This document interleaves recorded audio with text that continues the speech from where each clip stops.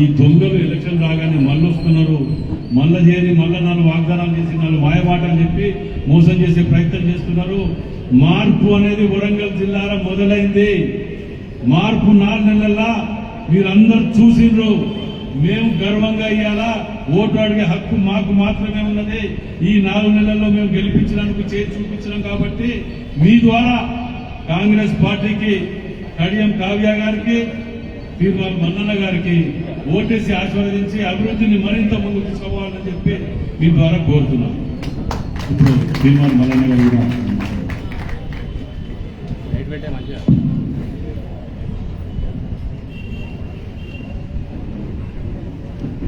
సమావేశంలో పాల్గొంటున్నటువంటి పెద్దలందరికీ నమస్కారం.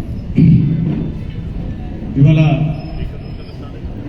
కల్వకుంట్ల చంద్రశేఖరరావు గారు వరంగల్లో పర్యటన చేస్తూ వరంగల్ని అద్దాల తునుక లెక్క మార్చినట్టుగా ఆయన రోడ్ షోలలో షోలు చేసిపోయి, ఇక్కడ ఉన్నటువంటి జర్నలిస్టు సోదరులను నేను అడుగుతా ఉన్నా, మీకు ఏదో జర్నలిస్ట్ కాలనీ ఏదో అన్నాడు అప్పట్లో, ఎట్లుండాలి ఏం కథ మీ పిల్లలందరినీ చదువుకోవాలి అని చెప్పిండు. ఒక్క మాటలో చెప్పాలంటే హైదరాబాదును తనదనే నగరంగా వరంగల్ను మారుస్తాను పదే పదే చెప్పిండు అప్పట్లో కేసీఆర్ గారు. నిజంగా ఇవాళ హైదరాబాద్ ఎట్లా ఉంది, వరంగల్ ఎట్లా ఉంది నేను చెప్పాల్సిన పని లేదుగా. కేసీఆర్ గారు పార్టీ టీఆర్ఎస్ పార్టీ కంప్లీట్ గా ఖతమైపోతా ఉంది, రాష్ట్రంలో కనుమరుగైపోతా ఉంది. ఎక్కడ మొదలైందో అక్కడికే వచ్చి ఒక్కనే చేసినా ఒక్కనే స్టార్ట్ అయినా అన్నాడు, మళ్ళీ ఒక్కడే మిగిలిపోయే పరిస్థితికి వచ్చింది. 2001లో సిద్దిపేటలో బస్సు గుర్తు మీద పోటీ చేసిన మళ్ళీ అదే బస్సు దిక్కైంది. ఎక్కడ ప్రారంభమైందో అక్కడికే వచ్చింది కేసీఆర్ గారి ప్రస్థానం.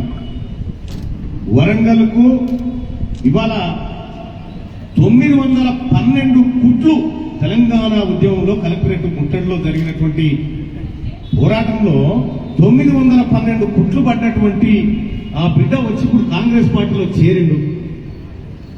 ఎక్కడో దయచేసి చేస్తే 912 కుట్లు పడ్డాయి ఆ శరీరానికి. తెలంగాణ ఉద్యమకారుడు వచ్చి ఇవాళ కాంగ్రెస్ పార్టీలో చేరి కాంగ్రెస్ పార్టీ మాత్రమే రక్ష తెలంగాణకు అండ అని చెప్పి భావిస్తా ఉన్నారు కాబట్టి చేరింది. నీ వెంట ఉద్యమకారులు లేరు, వెళ్ళిపోయారు కేసీఆర్. నీ వెంట అసలు ఉద్యమకారులే లేరు. కేసీఆర్ గారు టీఆర్ఎస్ పార్టీ పరిస్థితి ఇప్పుడు కలే కాడుంది. ఎక్కడ ఓ సీట్ వచ్చేది లేదు, ఎక్కడ ఓ సీటు గెలిచేది లేదు. అందుకోసమే టీఆర్ఎస్ పార్టీ అభ్యర్థులను దించింది ఆడాడ. వాళ్ళు ఎవరో తెలియదు, వాళ్ళ కుడుకున ఓటేస్తే మనం ఊరుకుంట పోస్టులు కనిపించుకోవాలి, గిర కనిపించిందా అని అన్నారు. ఆ పరిస్థితికి వస్తుంది. డమ్మీ అభ్యర్థులను పెట్టి ఇవాళ భారతీయ జనతా పార్టీ మెప్పు పొందాలని చూస్తా ఉన్నాడు కల్వకుంట్ల చంద్రశేఖరరావు గారు. భారతీయ జనతా పార్టీకి ఎందుకు ఓటేయాలి ఒక్కసారి ఈ ప్రజలు ఆలోచన చేయాలి. ముఖ్యమంత్రి గారు రేవంత్ రెడ్డి గారు అనేక సార్లు భారతీయ జనతా పార్టీ బీఆర్ఎస్ కుట్రలను బయట పెడుతూనే ఉన్నాడు. నరేంద్ర మోడీ గారి మేనిఫెస్టోలో, బీజేపీ మేనిఫెస్టోలో ఒక మాట రాసి ఏమని, మరో 5 ఏళ్ల పాటు ఉచిత రేషన్. ఎంతమందికి ఇస్తారు సార్ అంటే ఈ దేశంలో 80 కోట్ల మందికి ఇస్తాము అంటున్నాను. అంటే 80 కోట్ల మంది పేదరికం ఉన్నట్టే కదా లెక్క. ఇంకా 5 ఏళ్ల పాటు ఇలా పేదరికం ఉందా అని చెప్తున్నట్టుగా. భారతదేశంలో మొన్ననే నేను ఒక స్పెషల్ వీడియో కూడా రిలీజ్ చేసిన. ప్రతి ఏడాది 2 కోట్ల ఉద్యోగాలు కల్పిస్తున్నటువంటి నరేంద్ర మోడీ గారు 50,000 ఉద్యోగాలు, ప్రభుత్వ ఉద్యోగాల కోత పెడితే నెక్స్ట్ ఫైనాన్షియల్ ఇయర్ లో మరో 50,000 ఉద్యోగాలు పోతా ఉన్నాయి. ఇది బిజినెస్ స్టాండర్డ్ న్యూస్ దినపత్రిక కథనం. ఇది ఉద్యోగ కల్పన లేదు, ఏం లేదు. ఇవాళ మాట్లాడుతా ఉన్నాడు ఎక్కడికి ఔరంగజేబు దాకా పోయింది. ఔరంగజేబు దాకా పోయి ఔరంగజేబుని ఎవరైనా చూసినామా మీరు?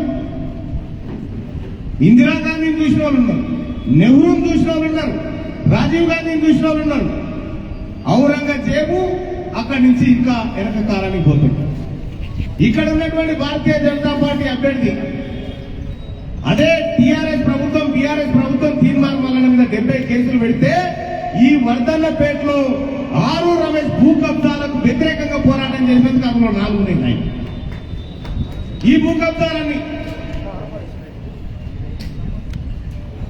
ఇంకా గమ్మత్ ముచ్చట ఏంటంటే ఈ అవినీతి పరులందరినీ భారతీయ జనతా పార్టీలోకి తోలిందే కేసీఆర్ అని చెప్పి నేను తెలియజేస్తా ఉన్నాను. ఆరూరు రమేష్ గారికి కేసీఆర్ దీవెనలు అంతా ఉన్నాయి. అక్కడ వీళ్ళిద్దరు కలిసి పోటీ చేస్తా ఉన్నారు. ఈ చీకట్ల గొంగడి కప్పుకొని పోయి మోడీని కలిసి వచ్చిండు కేసీఆర్. అందుకోసమే ఈ దేశంలో 400 సీట్లు కావాలంటుండు. భారత రాజ్యాంగాన్ని మార్చేటువంటి కుట్ర చేస్తా ఉంది భారతీయ జనతా పార్టీ. మన హక్కులను కాలరాసేటువంటి ప్రయత్నం చేస్తా ఉంది. ఏమంటున్నారు నరేంద్ర మోడీ గారు? ముస్లింల రిజర్వేషన్లు లాక్కొని గుంజి రద్దు చేసి బీసీలకు ఇస్తా అని చెప్తా ఉన్నారు. బీసీలకు ఇప్పుడు ఉన్నటువంటి రిజర్వేషన్లు 27%, ముస్లింల దగ్గర నుంచి 4% గుంజి 31 చేస్తా అంటున్నారు. కానీ అదే కాంగ్రెస్ పార్టీకి ఓటేస్తే రేపు పొద్దుగాల కడియం శ్రీహరి గారి కూతురు కావ్యకి ఓటేసి గెలిపిస్తే భారతదేశంలో కాంగ్రెస్ పార్టీ ఇండియా కూటమి అధికారంలోకి వస్తే 50% ఉన్న బీసీలకు 50% రిజర్వేషన్ ఇస్తామని చెప్తా ఉంది కాంగ్రెస్ పార్టీ. నరేంద్ర మోడీ ఇచ్చే 31 కావన్నా రేపు పొద్దుగాల కాంగ్రెస్ పార్టీ అధికారంలోకి వచ్చిన తర్వాత ఇచ్చేటువంటి 50% కావన్నా. ఇవాళ ఎస్సీ ఎస్టీలకు కూడా రిజర్వేషన్లు పెంచే ఆలోచనతో ఎవరికి ఎంత వాటా ఉంటే జనాభాలో అంత భాగీదారి ఇస్తామని చెప్పి ఇవాళ కాంగ్రెస్ పార్టీ ప్రభుత్వం చెప్తా ఉంది. మేధావి వర్గం కూడా ఆలోచన చేయాలి. ఏం జరుగుతా ఉంది ఈ దేశంలో అనేది. ఎన్నికల సంఘాన్ని దుర్వినియోగం చేస్తూ పంజాబ్ లో చండీగఢ్ లో పట్ట పగటిని అక్రమాలకు పాల్పడి అక్కడ దొరికిపోయినారు. మొన్న సూరత్ లో ఏం జరిగిందో మీ అందరికీ తెలుసు. అభ్యర్థులను మభ్యపెట్టి దొంగతనంగా ఏకగ్రీవంగా అక్కడ సూరత్ లో సీటు గెలుచుకున్నారు. రేపు పొద్దుగాల నరేంద్ర మోడీ గారికి ఓటు వేస్తే భారతీయ జనతా పార్టీ ఓటేస్తే 1 నేషన్ 1 ఎలక్షన్ కాదు, 1 నేషన్ 0 ఎలక్షన్ అవుతుందని చెప్పి నేను తెలియజేస్తా ఉన్నాను. ప్రజలు ప్రజాస్వామ్యాన్ని కాపాడుకోవాల్సినటువంటి అవసరం ఉంది. త్యాగం గురించి చెప్తారు. 13 సంవత్సరాల పాటు చెరసాలలో బంధించబడ్డది నెహ్రూ కాదా? ఈ దేశం కోసం ఒళ్ళంతా చల్లడేటట్టు కాల్పులు ఎదుర్కొని హతమైపోయింది ఇందిరాగాంధీ కాదా? మాంసపు ముద్దలు తెచ్చుకొని నా తండ్రి పోలి ఇగో ఇట్లా ఉండడం చూసి ఏడ్చిన పిల్లలు సోనియా గాంధీ గారి కూతురు కాదా? ఈ కుటుంబం చేసిన త్యాగం ఉన్నట ఈ త్యాగం ఎక్కడ ఉందని నేను అడుగుతా ఉన్నా. ఇవాళ భారతీయ జనతా పార్టీ దేని గురించి మాట్లాడుతుంది? ఏమనంటే చౌకీదార్ అంటాడు, ఏమనంటే నేను సన్యాసిని అంటాడు. నోట్ల రద్దు దగ్గర నుంచి మొదలు పెడితే ఎంత బ్లండర్ మిస్టేకో మీరే చూడండి మిత్రులారా. మొత్తం నోట్లు రద్దు చేస్తే 2016లో పెద్ద నోట్ల రద్దని చేస్తే రద్దయిన పెద్ద నోట్లలో ఎన్ని తిరిగి వచ్చినాయి ఎన్ని తిరిగి రాలేదంటే కేవలం 10,000 కోట్లు మాత్రమే తిరిగి రాలే. కొత్త నోట్లు ముద్రిస్తేందుకు 12,000 కోట్లు ఖర్చు అయింది. వీరికి 2,000 కోట్లు లాస్. ఇది నేను చెప్తున్న మాట కాదు, ఆర్బీఐ చెప్తున్నటువంటి మాట రిపోర్ట్. ఇది నరేంద్ర మోడీ గారి నిర్ణయాలు ఈ దేశానికి మంచి నిర్ణయాలు కావు. ఆయన చేస్తున్నటువంటి ప్రయత్నాలంతా ఒక డిక్టేటర్షిప్ ను తలపిస్తా ఉంది. ఈ దేశంలో ప్రజాస్వామ్యం రక్షించబడాలన్నా కాపాడబడాలన్నా అది కాంగ్రెస్ పార్టీతోనే సాధ్యం. కాబట్టి వరంగల్లో ఉన్నటువంటి ప్రజా సమూహం అంతా కాంగ్రెస్ పార్టీకి అండగా నిలబడండి. పెద్దలు కడియం శ్రీహరి గారు, ఇక ఆయన గురించి కూడా ఇండియాలో కేసీఆర్ మాట్లాడుతూ ఉన్నారు. కడియం శ్రీహరి గారు పార్టీలను నమ్ముకొని ప్రజల్ని నమ్ముకొని బతికినటువంటి బిడ్డ. ఎక్కడున్నా ఏం చేసినా అంతిమంగా నా ప్రజా ప్రయోజనాలు ముఖ్యమనుకుంటున్నటువంటి వ్యక్తి కాబట్టి వాళ్ళ కడియం శ్రీహరి గారు మేము అప్రిషియేట్ చేస్తా ఉన్నాం. ఎందుకంటే కేసీఆర్ అనేటువంటి వ్యక్తి పక్కన తులసి మొక్క లాంటి మీరు ఉండాల్సిన అవసరం లేదు అని చెప్పి నేను తెలియజేస్తా ఉన్నా. రేపు పొద్దుగాల మొన్ననే మా తీర్మార్ మల్లన్న టీం సర్వే నిర్వహించింది వరంగల్కి సంబంధించి. పార్లమెంట్ లో 7.5% ఓట్లతోని కడియం కావ్య గారు ఇక్కడ కన్సర్న్ గా గెలవబోతున్నారనేది నాకు తెలిసినటువంటి అంశం. నాయన్ రాజేంద్ర అన్న కృషి, ఇక్కడ ఉన్నటువంటి ఎమ్మెల్యేల కృషి అసెంబ్లీ ఎన్నికల కంటే అధికంగా రాబోయేటువంటి పార్లమెంట్ ఎన్నికల్లో అత్యధిక మెజార్టీ ఇవాళ కాంగ్రెస్ పార్టీకి దక్కబోతా ఉంది. కాంగ్రెస్ పార్టీ కోటేయడం అంటే కడియం కావ్య గారి కోటేయడం అంటే తెలంగాణ రాష్ట్రాన్ని ఇచ్చిన తల్లి సోనియా గాంధీ కోటేయడము, ఆ కుటుంబాన్ని ఆశీర్వదించడం అన్న విషయాన్ని మనమందరం గుర్తుపెట్టుకోవాల్సినటువంటి అవసరం ఉంది. దయచేసి పెద్ద ఎత్తున ఇవాళ కాంగ్రెస్ పార్టీలో ఉద్యమకారులంతా చేరుతా ఉన్నారు. కాంగ్రెస్ పార్టీలోకి బోడ దినాలంటే వారు చాలా మంది ఇప్పుడే ఇందులో చేరినారు. వాళ్ళందరికీ కాంగ్రెస్ పార్టీ సాదర స్వాగతం పలుకుతూ ఇవాళ నేను రాజేంద్రలతో ఇప్పుడు అంటా ఉన్నా రూమ్ లో కూర్చుంటే, అన్నా కాంగ్రెస్ పార్టీ ఆఫీస్ లా బల్లులు తిరగొచ్చు, అవి తిరగొచ్చు, ఇవి తిరగొచ్చు, అన్ని ప్రాణాలకు స్వేచ్ఛ ఉంటుందన్నా అని చెప్పిన. తిరుగుతలేవు, అన్ని ప్రాణాలకు స్వేచ్ఛ ఉంటుంది. ప్రజాస్వామ్యాన్ని రక్షించేటువంటి ఒకే ఒక్క పార్టీ కాంగ్రెస్ పార్టీ. భారత రాజ్యాంగాన్ని మార్చి మన రిజర్వేషన్లు గతం చేయాలని చూస్తున్నటువంటి పార్టీ భారతీయ జనతా పార్టీ. హక్కులు కావాలన్నా, హక్కులు కోల్పోవాలన్నా ప్రజలు నిర్ణయం తీసుకోవాల్సిన సమయం ఆసన్నమైందని చెప్పి తెలియజేస్తూ, అలాగే పట్టభద్రుల ఎమ్మెల్సీ ఎన్నికల్లో రాబోతున్నటువంటి పట్టభద్రుల ఎమ్మెల్సీ ఎన్నికలు మే 27 తారీఖు నాడు జరగబోతా ఉన్నాయి. వరంగల్లో ఉన్నటువంటి పట్టభద్రులు మేధావులు అందరూ కూడా మీ తమ్ముడు మీ సోదరుడు తీన్మార్ మల్లన్నను ఆశీర్వదించి అత్యధిక మెజార్టీతో మండలికి పంపించిన తర్వాత ఖచ్చితంగా మీ అందరి అధికార పక్షంలో ఉంటే ఎట్లా ప్రశ్నిస్తారని ఒక ఆయన అంటే ఒక్కటే మాట, ప్రతి ప్రభుత్వంలో ఏసీబీ లాంటిది ఉంటుంది. ఏసీబీ ఏం చేస్తుంది? గవర్నమెంట్ ఆఫీసర్లోనే పడుతుంది. ఆ బాధ్యతను మేము నిర్వహిస్తాం.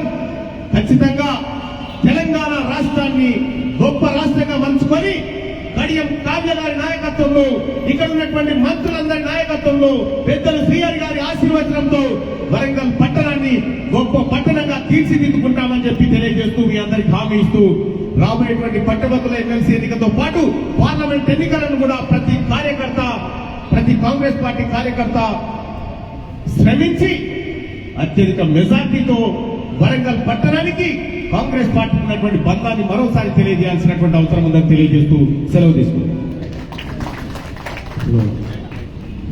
శాసనసభ్యులు శ్రీహరి గారిని మాట్లాడాల్సిన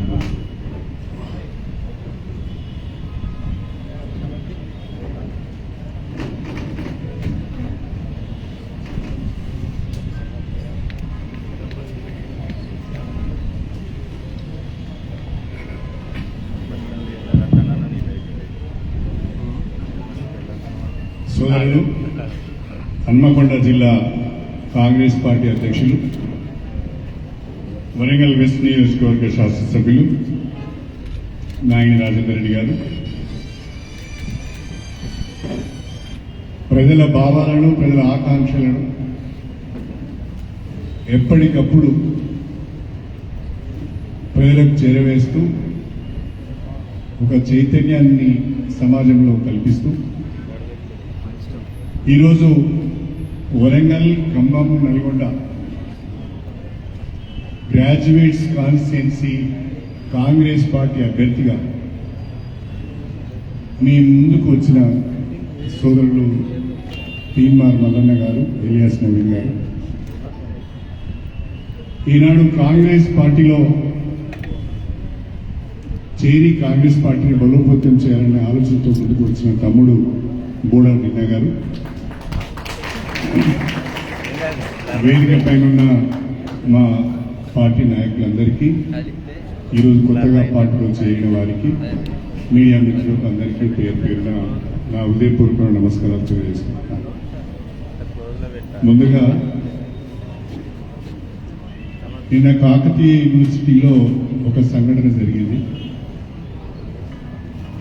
భారత రాజ్యాంగం మనందరికీ కూడా భావ ప్రకటన స్వేచ్ఛను కల్పించింది. ఆ భావ ప్రకటన స్వేచ్ఛను భంగపరిచే విధంగా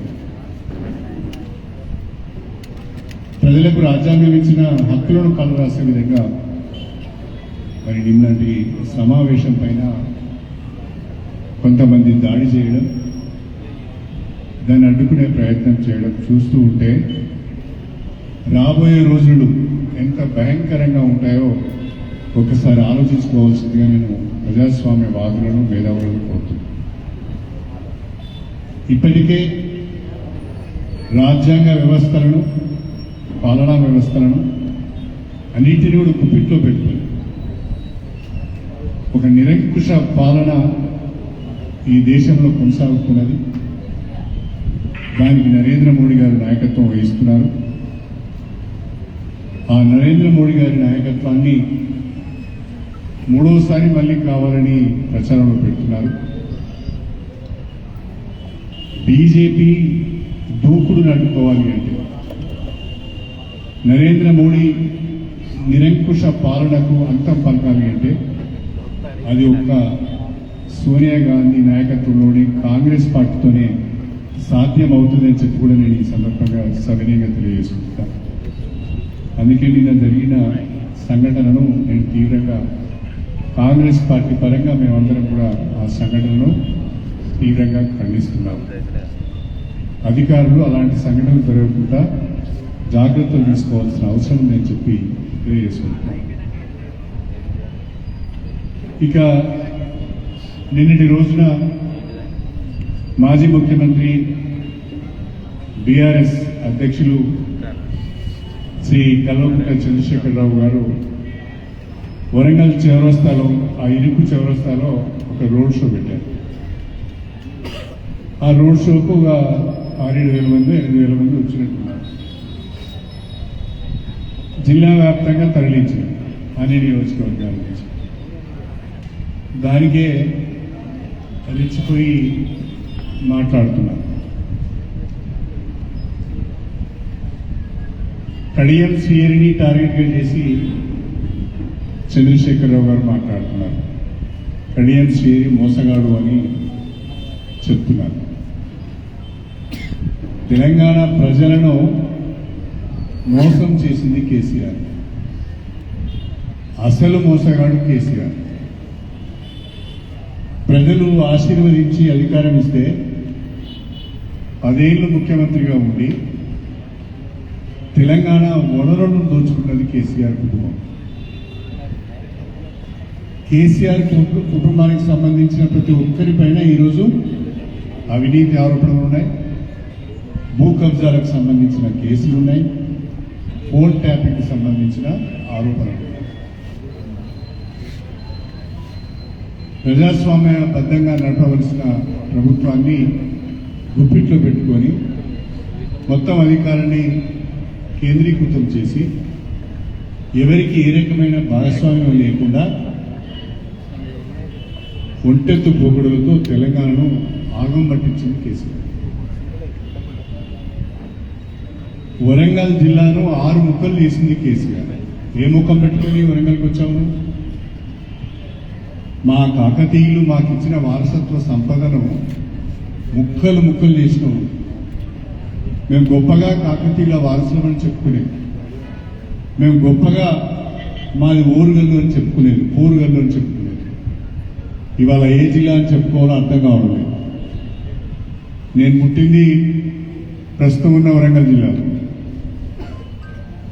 చదువుకున్నది హన్మకొండ జిల్లాలో, ఉద్యోగం చేసింది జనగామ జిల్లాలో. ఇప్పుడు నేను ఏ జిల్లా అని చెప్పుకోవాలో నాకే అర్థమవుతుంది. నా నియోజకవర్గం ఇప్పుడు ఉన్నది జనగామ జిల్లా. ఈ దుస్థితికి కారణం ఎవరు అడిగారని వరంగల్ జిల్లాను మీరు 6 ముక్కలు చేశారు. ఇవాళ దయనీయమైన పరిస్థితిలో జిల్లాను ఆగం చేసింది లేదు. అన్ని రకాలైన అవినీతికి కారకులు మీరు. 3 నెలల్లో ఏదో అద్భుతం జరగబోతుంది అని చెప్తున్నారు బీఆర్ఎస్ వారు. ఎస్, 3 నెలల్లో అద్భుతం జరగబోతున్నది. రాష్ట్రంలో 17 లోక్సభ స్థానాలకు ఎన్నికలు జరుగుతున్నాయి. ఏ ఒక్క లోకసభ స్థానంలో కూడా బీఆర్ఎస్ పార్టీ గెలవడం లేదు. 3 నెలల తర్వాత బీఆర్ఎస్ మూతపడబోతున్నది. అదే అద్భుతం అని చెప్పేస్తున్నారు. చివరికి మెదక్లో కూడా గెలిచే పరిస్థితి లేదు. ఓటింగ్ శాతము 20% పడిపోయింది బీఆర్ఎస్. బీజేపీది 25 నుంచి 30% వస్తే బీఆర్ఎస్ది 30% నుంచి 20% పడిపోయింది. 2వ స్థానం వరకు కొట్లాడుకునే పరిస్థితి కూడా లేదు ఇప్పుడు. ఇక మేము మొన్నటి వరకు అనుకున్నాం బీజేపీ బీఆర్ఎస్ 2వ స్థానం కొరకు రాష్ట్రంలో కొట్లాడుకుంటారేమో, కానీ ఇప్పుడు ఆ పరిస్థితి కూడా లేదు. 2వ స్థానానికి బీజేపీ వచ్చింది. రాష్ట్రంలో పోటీ కాంగ్రెస్ బీజేపీ మధ్యనే ఉంటుంది.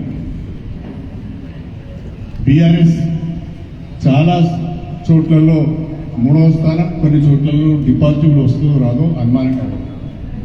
కాబట్టి కేసీఆర్ గారు 3 నెలల్లో అద్భుతం జరగబోతున్నది.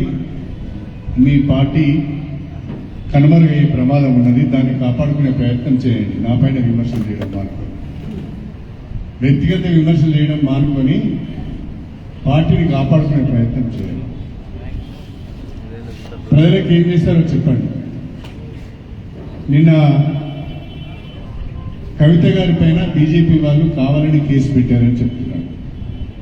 ఏం దేశంలో ఒక కవితనే ఉన్నదా? ఇంకెవరు లేరా? కవిత మీద ఎందుకు కేసు పెట్టవలసి వచ్చింది? పెట్టారు. నిజంగా మీరు నిర్దోషులైతే, నిజంగా మీకు వ్యతిరేకంగా ఏ రకమైన ఎవిడెన్స్ లేకపోతే ఇన్ని రోజులుగా కోర్టులు మీకు ఎందుకు బెయిల్ ఇవ్వడం లేదు? ఖచ్చితమైన సమాచారము లిక్కర్ స్కామ్ లో కవితకు వ్యతిరేకంగా ఉంది కాబట్టి ఆమెను అరెస్ట్ చేసి తిహార్ జైల్లో పెట్టారు. మీ బిడ్డ ఒక లిక్కర్ స్కామ్ లో ఉన్నది, సిగ్గుతో తల ఉంచుకోవాలి. ఇంకా బింకాలు మాట్లాడడం కాదు. ఒక ఆడపిల్ల అయి ఉండి లిక్కర్ స్కామ్ లో ఉన్నది. ఆడపిల్లలు బ్రహ్మాండంగా ఉద్యోగాలు చేయొచ్చు, రాజకీయాలు చేయొచ్చు, వాణి వ్యాపారాలు చేయొచ్చు, ఏ పనైనా చేయొచ్చు. కానీ జనరల్గా కొంచెము లిక్కర్ వ్యాపారానికి దూరంగా ఉంటారు, వద్దనుకుంటారు. లిక్కర్ వ్యాపారం చేసిన సంతోషమే, లిక్కర్ వ్యాపారం చేసిన సక్రమమైన వ్యాపారం చేసిన సంతోషమే. కానీ దానికి అనేక రకాలైన గూడుపుట్టాలని చేసి అక్రమంగా ఏ రకంగా వసూలు చేయాలో వాళ్ళకు ఈమె మార్గదర్శకం చేసి వీరి సలహాల మేరకు వాళ్ళు ఇష్టం ఉన్నట్టుగా పాలసీ తయారు చేసి ఆగమే. ఒక మాటలో చెప్పాలంటే కవిత వలన కేజ్రీవాల్ ఆగమైపోయాడు, కవిత వలన కేజ్రీవాల్ కూడా చేరిపోయాడు. నీ బిడ్డ పుణ్యమే కదా ఈ గొప్పలు చెప్పవు. కానీ ఏమి షేరు మోసాడండి. సిగ్గుండాలి, బుద్ధుండాలి మాట్లాడాలి. ఏ మోసం చేసినా చెప్పు, ఎక్కడ మోసం చేసినా, ఎవరిని మోసం చేసినా. నాకు ఇష్టం లేక పార్టీ మారిన వాళ్ళలో దేశంలో నేను మొదటి వాడిని కాదు, పార్టీ మారిన వాళ్ళలో నేను చివరి వాడిని కూడా కాదు. కాబట్టి నన్ను టార్గెట్ చేసి మాట్లాడుతున్నా. ఇంకా కేసీఆర్ కుట్ర ఏంటి అంటే వరంగల్ పార్లమెంట్లో ఎవరికి పరిచయం లేని, వరంగల్ పార్లమెంట్కి సంబంధం లేని వ్యక్తికి టికెట్ ఇస్తారు. అంటే అర్థం ఏంటి? ఈడ బీజేపీ, పరోక్షంగా బీజేపీ గెలవాలండి. బీఆర్ఎస్ కు బీజేపీకి సంబంధం లేకపోతే మీరు సుధీర్ కుమార్ క్యాండిడేట్గా పెడతారు.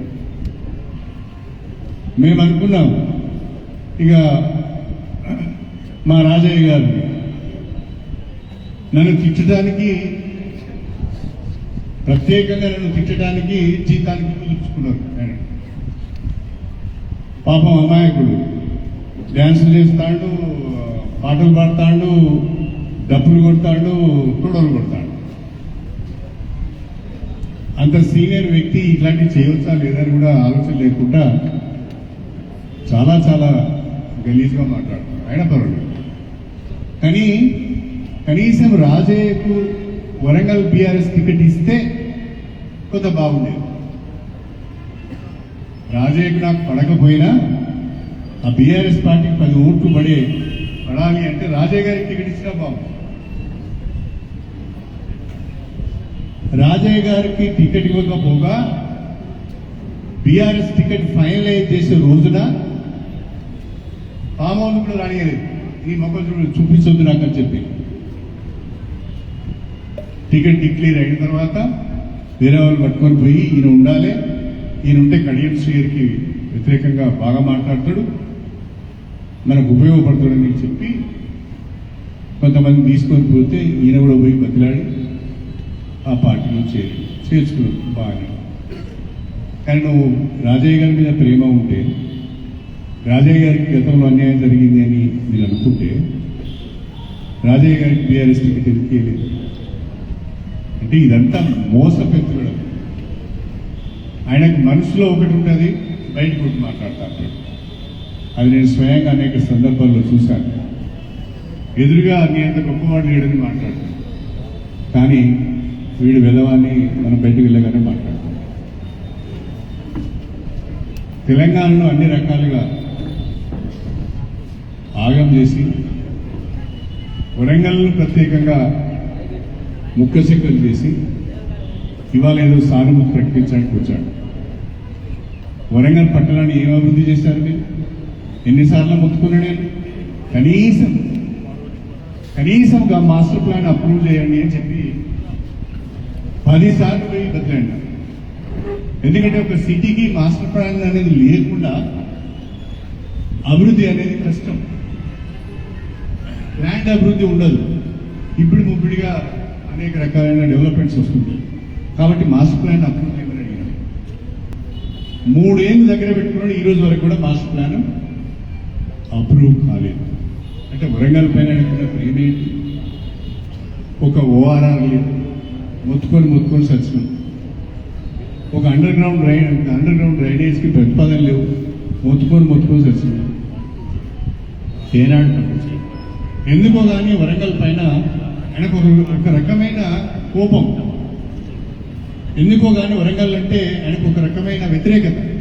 ఎందుకంటే వరంగల్ గడ్డ మీద ప్రశ్నించే వాళ్ళు ఎక్కువ ఉంటారు అనేది ఆయన అభిప్రాయం. వరంగల్ గడ్డ మీద పోరాటాలు చేసే వాళ్ళు ఎక్కువ ఉంటారు, ప్రశ్నించే వాళ్ళు ఎక్కువ ఉంటారు, ఉద్యమాలు చేసే వాళ్ళు ఎక్కువ ఉంటారు అనేది ఆయన భయం. అందుకనే వీళ్ళ నోట్లు పోయాలి అంటే ముక్కలు చేయాలి. కానీ మన జిల్లాను ఆగం చేసిన వ్యక్తి ఆయన. మన జిల్లా మీద ఏనాడు ఆయన ప్రేమ లేదు. బీఆర్ఎస్ పార్టీ అధ్యక్షులు కేసీఆర్ యొక్క పరిపాలనను మనం కళ్ళారా చూసాం. మంత్రికి గౌరవం లేదు, ఒక ఎంపీకి గౌరవం లేదు, ఒక ఎమ్మెల్యే గౌరవం లేదు, ఒక కార్యకర్త గౌరవం లేదు, ఒక ఉద్యమకారుడికి గౌరవం లేదు. ఎవరిని కలిసేది లేదు, ఎవరితో ఒక నిమిషం మాట్లాడేది లేదు. పార్టీకి నిర్మాణం లేదు, సంస్థాగత విషయాలపైన శ్రద్ధ లేదు. ఇలాంటి పార్టీని నడుపుతూ, ప్రభుత్వం నడుపుతూ మొత్తం రాజకీయ వ్యవస్థను తెలంగాణలో నాశనం చేసుకోవచ్చు. ఫోన్ ట్యాపింగ్ కేసు గురించి చెప్పుకొస్తే, ఫోన్ ట్యాపింగ్ లో మొన్నేదో టీవీ ఇంటర్వ్యూలో చెప్తున్నాడు, నాకేం సంబంధం అని. నీకు సంబంధం లేకుండానే ఫోన్ ట్యాపింగ్ అయిందా? నువ్వు చెప్పకుండానే ఇతరుల ఫోన్ వాళ్ళు ట్యాప్ చేశారా? పాపం ఒక సామాజిక వర్గానికి చెందిన పోలీస్ ఆఫీసర్లందరినీ కూడా గంప గుత్తగా బలిసి ఏం చెప్తే వాళ్ళందరూ విన్నారు, కానీ వాళ్ళ ప్రొటెక్షన్ మాత్రమే పోవడం లేదు. ఈ రకంగా నమ్మించి పని చేయించుకొని మోసం చేసే వ్యక్తి కేసీఆర్. ఆయన నిజ స్వరూపం చాలా మందికి తెలియదు. హైదరాబాద్ చుట్టూ 1000 ఎకరాలు కల్వకుంట్ల కుటుంబానికి ఎక్కడి నుంచి వచ్చినాయండి? హిమాల్ మల్లారా చెప్తాడు కదా ఎవిడెన్స్ తో సహా. ఏబిఎన్ ఆంధ్రజ్యోతిలో కూడా వస్తుంది కదా ఎవిడెన్స్ తో సహా. 1000 ఎకరాల భూములు మీ పూర్వీకుల నుంచి వచ్చినాయా? ఈ 10 సంవత్సరాల్లోనే కదా మీ పేరు మీద, బినామీల పేర్ల మీద 1000 ఎకరాల భూములు కొన్నారు. అరుణ్ రమేష్ గారికి వరంగల్ చుట్టూ 100 ఎకరాల భూములు ఎక్కి వచ్చినాయి. ఏం చేస్తే 100 ఎకరాల భూమి కొనొచ్చండి? ఎట్లయితే 100 ఎకరాల భూమి కొనొచ్చు ఆయన అఫిడవిట్లో పెట్టాడు. అఫీషియల్ అఫిడవిట్లోనే ఆయన భూముల వివరాలను పెట్టాడు. ఎక్కడికి వచ్చాయండి 100 ఎకరాలు? ఎక్కడికక్కడ భూ కబ్జాలకు పాల్పడడం వల్లనే సాధ్యం. అమాయకులను బెదిరించి బ్లాక్మెయిల్ చేసి తప్పుడు పత్రాలు సృష్టించి అధికారులను లోగా తీసుకొని అన్ని వాళ్ళ పేర్ల మీద పట్టాలు చేసుకున్నారు, వెంచర్స్ చేశారు. ఇలాంటి దుర్మార్గులను వదిలిపెట్టదు. ఇలాంటి దుర్మార్గులను వదిలిపెట్టొద్దు అని చెప్పి నేను ఈ సందర్భంగా తెలియజేస్తున్నా. కాంగ్రెస్ పార్టీ ద్వారానే వరంగల్ అభివృద్ధి సాధ్యమవుతుంది. 24వ తారీఖున కాంగ్రెస్ పార్టీ బహిరంగ సభలో గౌరవ ముఖ్యమంత్రి రేవంత్ రెడ్డి గారు చాలా స్పష్టంగా జిల్లా అభివృద్ధి పైన ఒక చక్కటి ప్రణాళికను మన ముందు పెట్టాడు. అదే అమలు పరచడానికి మేమంతా ప్రయత్నం చేస్తాం. అందుకే జిల్లా ప్రజలను కోరుతున్నాను, కాంగ్రెస్ పార్టీని బలపరచండి, సోనియా గాంధీ గారి నాయకత్వాన్ని బలపరచండి, రేవంత్ రెడ్డి గారి నాయకత్వాన్ని బలపరచండి. బీజేపీ ద్వారా రేపు సమాజానికి జరిగే ప్రమాదాన్ని కనిపెట్టండి. రాజ్యాంగాన్ని మార్చి రిజర్వేషన్ ఎత్తివేసి మన బ్రతుకులను ఆగం చేసే బీజేపీ దుశ్చర్యలను కనిపెట్టండి. రక్షణ కాంగ్రెస్ పార్టీ ద్వారానే ఉంటుంది. కాంగ్రెస్ పార్టీని కాపాడుకుందాం. కాంగ్రెస్ పార్టీ చేతి గుర్తుకు ఓటేయాలని చెప్పి ప్రజలందరికీ విజ్ఞప్తి చేస్తూ సెలవు తీసుకుంటాం. Thank you. ఒకసారి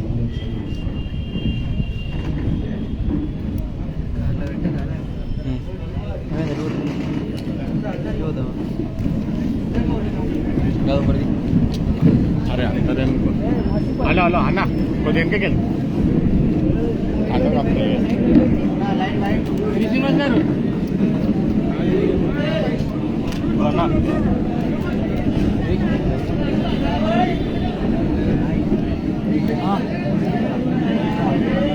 भैया जरूर भैया भैया जरूर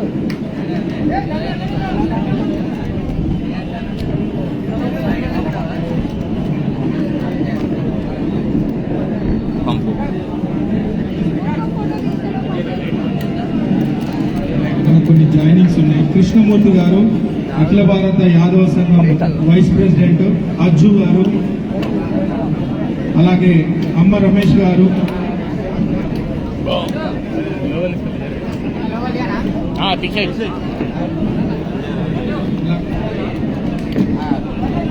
సీనియర్ టిఆర్ఎస్ నాయకులు సోదర్మణి భాగ్య గారు,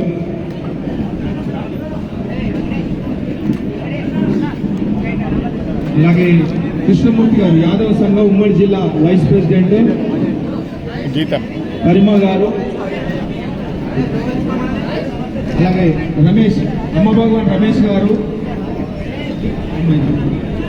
అమ్మభగవాన్ రమేష్ గారు, అలాగే అజ్జు గారు, యూత్ నాయకులు అజ్జు గారు, అలాగే జిల్లా అధ్యక్షులు పశ్చిమ నియోజకవర్గ ఎమ్మెల్యే నాయన్ రాజేందర్ రెడ్డి గారికి, అలాగే పెద్దలు యువరీలు సిఎస్ఆర్ గారికి, అలాగే తీన్మా మల్లయ్య గారికి,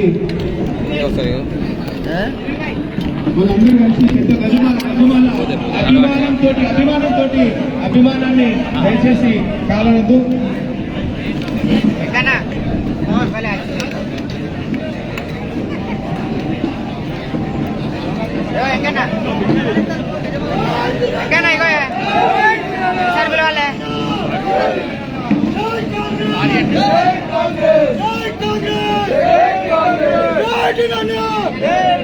సోనియా గాంధీ గారి నాయకత్వం, ఖర్గే గారి నాయకత్వం, ప్రియాంక గాంధీ గారి నాయకత్వం, రాహుల్ గాంధీ గారి నాయకత్వం, రాజేందర్ రెడ్డి గారి నాయకత్వం, జై నాయనే.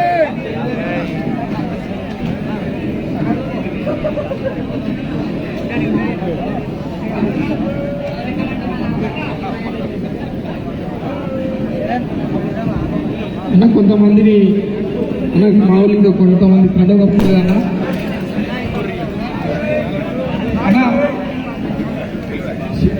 ఓరగంటి సునీత గారు ముందుకు రావాలి. కొంచెం జరగండి, కొంచెం కనువ కప్పుకున్న వాళ్ళు ముందుకు రండి. కోరుగంటి సునీత గారు, అదేవిధంగా కందుకూరి ప్రవీణ్,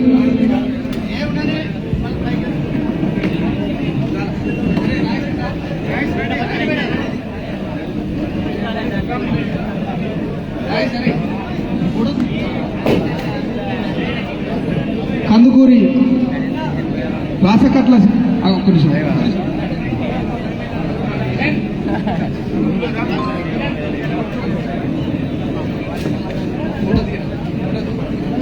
రాసకట్ల శ్రీనివాస్ గారు, కందుకూరి శ్రీని గారు, అడిగారు నేను తీసిన రాజ్ కందుకూరి శ్రీనివాస్ గారు, ఇనిగాల నితిన్ ఫోటో ఇటేనా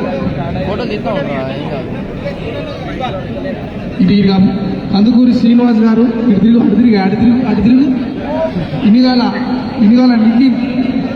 ఇనిగాల నితిన్ అటుండ్రా అటుండు బటు అన్న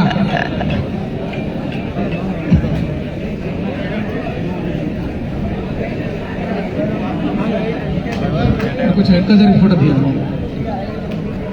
ఇనిగాల నితిన్ బీఆర్ఎస్ పార్టీలో ఉండి జిల్లా కార్మిక శాఖ అధ్యక్షులు నద్దునూరి రాజేష్ ఖన్నా గారు, జిల్లా కాంగ్రెస్ బీఆర్ఎస్ పార్టీ టీఆర్ఎస్ కేవి జిల్లా అధ్యక్షులు నద్దునూరి రాజేష్ ఖన్నా, ఎర్ర శ్యామ్ రాజేష్ గారు, సద్రాం నవీన్ గారు, అటు ఫోటో దిగే సద్రాం నవీన్ తమ్ముడు, జగులూరి శంకరన్న చేయి ఫోటో ది మంచిది, అటుండే జగులూరి శంకరన్న, వాటర్ సెక్షన్ అధ్యక్షులు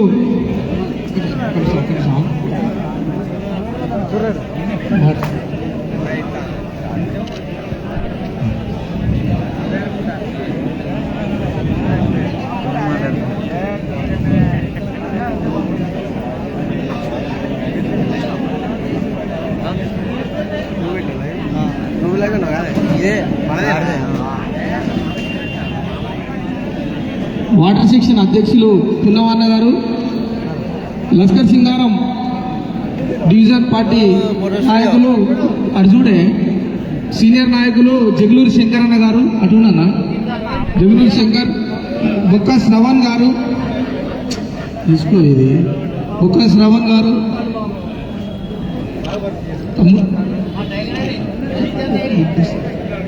తమ్ముడు డిసి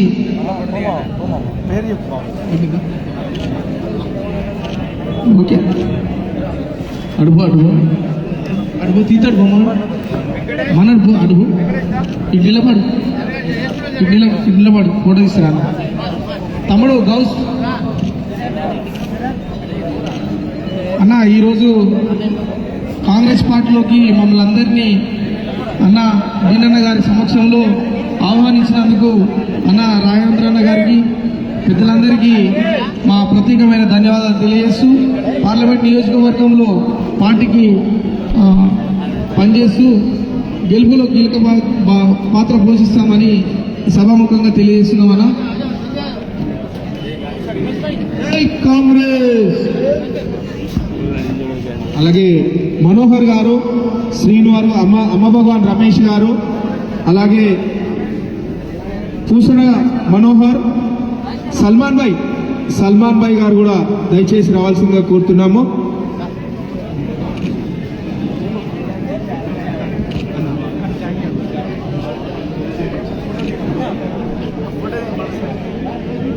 వెంకట్ గారు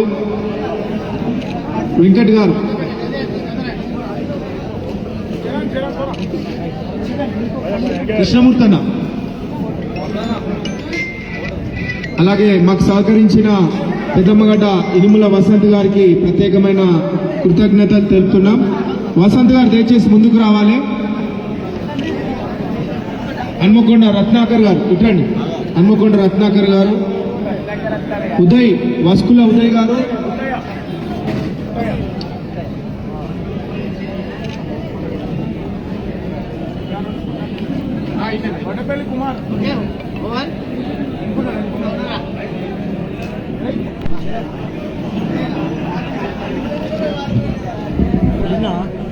అందరూ కూడా వెనుకకు వచ్చి డాష్ మీద నిల్చుంటే గ్రూప్ ఫోటో దిగొచ్చు. వెనుక కూడా డాష్ మీద కూడా నిల్చోండి.